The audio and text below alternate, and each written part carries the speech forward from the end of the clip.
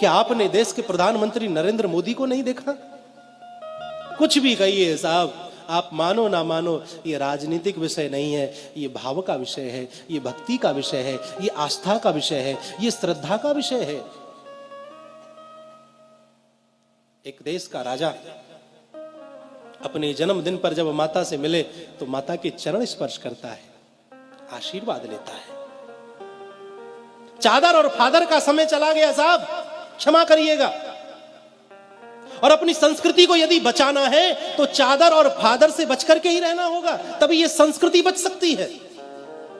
वो समय चला गया जब कहीं जाकर के चादर चढ़ाई जाती थी, कहीं जाकर के फादरों से मिला जाता था। अब समय वह आया कि जब अन्य किसी देश का राष्ट्रपति प्रधानमंत्री आता है तो हमारे देश का प्रधानमंत्री उसे ले जाकर के गंगा जी की आरती कराता है। महाराज, ये दृश्य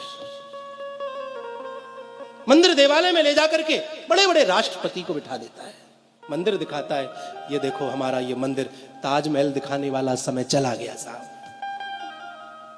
इस देश की संस्कृति को मजबूत किया जा रहा है और फिर भी हिंदू ना समझे तो फिर समझ नहीं सकता। वो संवैधानिक दायरे में है, वह आपको स्पष्ट रूप से नहीं कह सकता, वह आपको झलकियां दिखाता है। जब वह पशुपतिनाथ में जाकर के 8-8, 10-10 घंटे बैठ करके ध्यान लगाए और जब बाहर निकले मस्तक पर त्रिपुंड हो, गले में रुद्राक्षों की माला पड़ी हो, तो वह संकेत देता है, देखो मैं राजा बन गया हूं लेकिन अपने सनातन धर्म को मैं भूला नहीं।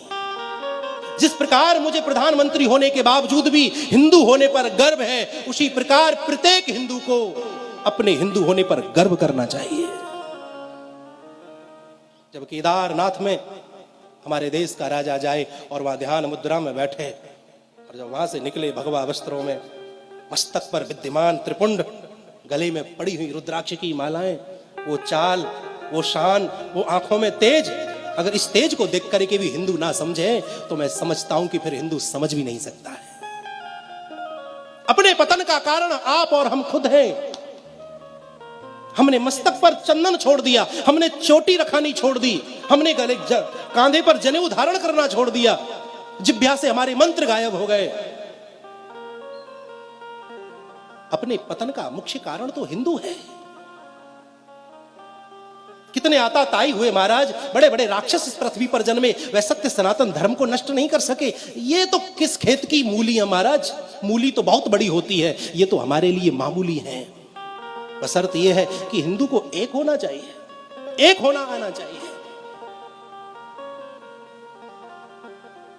अच्छा लगता है। माता पिता से बढ़कर के धर्म प्रेमी इस संसार में कोई नहीं है। जो माता के चरणों में झुकना जानता है, सारा संसार फिर उसके चरणों में झुक जाता है। मातृ देवो भव, वेद की प्रथम सूक्ति है मातृ देवो भव। पितृ देवो भव, वेद की दूसरी सूक्ति है। मेरे भाई बहन, कितनी भी कावड़ ले आइए, कितने भी व्रत कर लीजिए, कितनी भी परिक्रमा कर लीजिए, लेकिन तुम्हारे घर में बैठे हुए तुम्हारे माता पिता, सास ससुर तुमसे प्रसन्न नहीं है, तुमसे खुश नहीं है, तो मंदिर में खड़ा हुआ जो मूर्ति है, जो एक पत्थर है, वो आपके लिए भगवान नहीं हो सकता। सिर्फ एक पत्थर से ज्यादा आपके लिए और कुछ हो नहीं सकता। जब घर में बैठे हुए माता पिता तुमसे प्रसन्न नहीं है तो मंदिर में खड़ा हुआ भगवान या बैठा हुआ भगवान तुमसे कदापि प्रसन्न नहीं हो सकता है। ये बात मैं आपको बड़ी जिम्मेदारी के साथ बोल रहा हूं। अपने माता पिता से प्रेम करिए साहब। ये जब तक जीवित है इनका सम्मान करिए, इनका सत्कार करिए, इनका आदर करिए। इनकी आंखों में कभी हमारी वजह से आंसू ना आ जाएं,